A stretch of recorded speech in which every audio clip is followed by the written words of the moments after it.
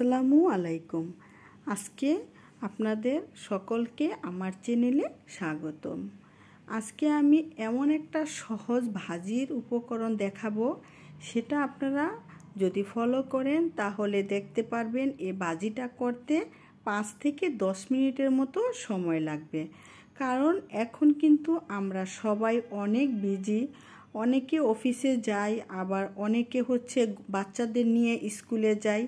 তো জটফট করে কিন্তু এরকম একটা আলু ভাজি আমরা যদি হাতে মেখে করে নেই তাহলে 5 মিনিটের ভিতরে ভাজিটা সম্পূর্ণরূপে কমপ্লিট। তো আমি এখানে 2 পিস আলু নিয়েছি। দেন আলুটাকে ভালো করে আমি ছিলে নিচ্ছি।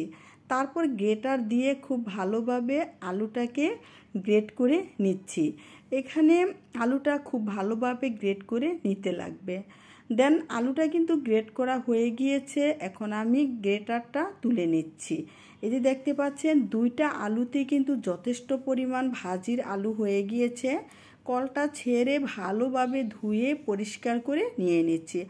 আলুর উপরে যে একটা বাবলস আছে সেগুলো আমি ফেলে আলুটাকে খুব ভালোভাবে পরিষ্কার করে ধুয়ে নিব। দেন যতক্ষণ পর্যন্ত সাদা পানি বের না হবে ততক্ষণ পর্যন্ত ধুয়ে নিতে লাগবে। তো আলুটা ধোয়ার পর একটা পাত্রে নিয়ে নিচ্ছি। আর আমার কাছে কাঁচামরিচ ছিল না, তাই আমি ফ্রিজে ফ্রোজেন করা যে মরিচ ছিল সেইখান থেকে লাল এবং গ্রিন আমি কয়েকটা কাঁচামরিচ দিয়ে দিলাম। দেন দিয়ে দিলাম হাফ কাপের মতো পেঁয়াজ কুচি, আর দিয়ে দিচ্ছি স্বাদ মতো লবণ। এক এক করে এখন মশলাগুলো দিয়ে দিব। হলুদের গুঁড়া দিয়ে দিব হাফ চা চামচের মতো। এটা পরিমাণ মতো, ভাজিতে হলুদের গুঁড়া বেশি লাগে না। আর মরিচের গুঁড়াও দিয়ে দিলাম হাফ চা চামচের মতো। তবে বাচ্চারা যদি ঝাল কম খায় সেক্ষেত্রে আপনারা ঝালটা কমিয়ে দিবেন। আর ধনিয়া গুঁড়ো দিয়ে দিচ্ছি হাফ চা চামচের মতো। এই সবগুলো মশলা আমি হাফ চা চামচের মতোই করে দিয়ে দিলাম। তারপর এখানে দিয়ে দিব কালিজিরা। কালিজিরাটা যে কোনো ভাজিতে আপনারা দিয়ে খাবেন, দেখবেন এর ফ্লেভারটা কিন্তু দারুণ আসে। তার জন্য আমি কালিজিরাটা দিয়ে দিচ্ছি পরিমাণ মতো, অল্প একটু কালিজিরা দিয়ে দিলাম। এখন সবগুলো উপকরণ একসঙ্গে আলু ভাজির সাথে ভালো করে মিক্সড করে নিচ্ছি।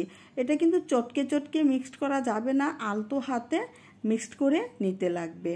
তো এইদিকে চুলাটা কিন্তু অন করে দিয়েছি, আর চুলার ফ্লেমটা মিডিয়ামে রেখে প্যানটা দিয়ে দিচ্ছি। প্যানটা গরম হওয়ার পর আমি 2 টেবিল চামচের মতো দিয়ে দিলাম রেগুলার সয়াবিন তেল, তেজপাতা, এলাচ, দারচিনি। এই 3টা উপকরণ দিয়ে 3টা মশলা আমি দিয়ে দিলাম। এটা একটুখানি গ্রানটা যখন রিলিজ হবে তখনই আমি দিয়ে দিব মেখে রাখা আলু। এই মেখে রাখা আলুটা দিয়ে তারপর আমি একটুখানি নেড়ে চেড়ে দিব। নেড়ে চেড়ে দিয়ে তারপর এটাকে ঢাকনা দিয়ে ডেকে আমি কুক করব 5 থেকে 6 মিনিটের জন্য। 5-6 মিনিটের ভিতরে জাস্ট এনাফ হয়ে যাবে আলু ভাজাটা। তারপর একটু পরপর নেড়ে দিব এর মাঝখানে। তো 2 থেকে 3 মিনিট পর আমি ঢাকনাটা তুলে নিচ্ছি। তুলে নিয়ে আমি মটরশুঁটি দিয়ে দিচ্ছি। মটরশুঁটিটা একেবারেই অপশনাল, এটা আমার ফ্রোজেন করা ঘরে ছিল তাই আমি দিয়ে দিচ্ছি। তারপর নেড়ে চেড়ে দিচ্ছি। আর ফ্রেন্ডসরা, এরকম আলু ভাজা কিন্তু বাচ্চারা খুব বেশি পছন্দ করে, তাই আমাদের হাতে সময় নেই, আমরা কিন্তু এভাবে মেখে ঝুঁকে আলু ভাজা করে তারপরে রুটি, পরোটা বা গরম ভাত এর সঙ্গে কিন্তু খেতে পারি। আবার আমি ঢাকনাটা দিয়ে ঢেকে দিচ্ছি। তারপর ঢাকনাটা কতক্ষণ পরে তুলে নিব। প্রায় 4 মিনিট হয়ে গিয়েছে, ঘড়ি ধরে আমি দেখলাম আলুগুলি কিন্তু হাফ ডান হয়ে গিয়েছে ভাজিটা। এখন নেড়ে চেড়ে একটু ভাজা ভাজা করে নামিয়ে ফেলবো। আর এরকম আলু ভাজাটা একটু ভাজা ভাজা করে নামালে কিন্তু খেতে বেশি ভাল লাগে। তারপর দিয়ে দিব ধনিয়া পাতা। ধনিয়া পাতা দিয়ে নেড়ে চেড়ে নামিয়ে নিব। তো জাস্ট 5 মিনিটের ভিতরেই কিন্তু আমার আলু ভাজা, হাতে মাখা আলু ভাজাটা হয়ে গেল। তো তারপর আমি আবার অন্য একটা চুলায় প্যান বসালাম, আর এই চুলার ভিতর আমি রুটি সেকে নিব। ওই যে বললাম হাতে কম সময়, আর এই রুটিগুলি কিন্তু আমি বানিয়ে রেখেছি। আমি একদিন রুটি বানাই, তারপরে এই রুটিগুলা 3 থেকে 4 দিন পর্যন্ত খেয়ে নেই, কারণ ফ্রিজে রেখে দিলে রুটি সবসময় একরকমই থাকে। তো আমি এখানে 2 থেকে 3টা রুটি ছেঁকে নিচ্ছি, কারণ শুধু আমিই খাবো তার জন্য। তো অলমোস্ট ডান আমার হাতে মাখা আলু ভাজা। এই রুটি দিয়ে গরম গরম আপনারা চাইলেও আমার ভিডিওটি ফার্স্ট অ্যান্ড লাস্ট পর্যন্ত দেখলে ঠিক পারফেক্টভাবে আমার মতো এরকম আলু ভাজা করে খেয়ে নিতে পারবেন।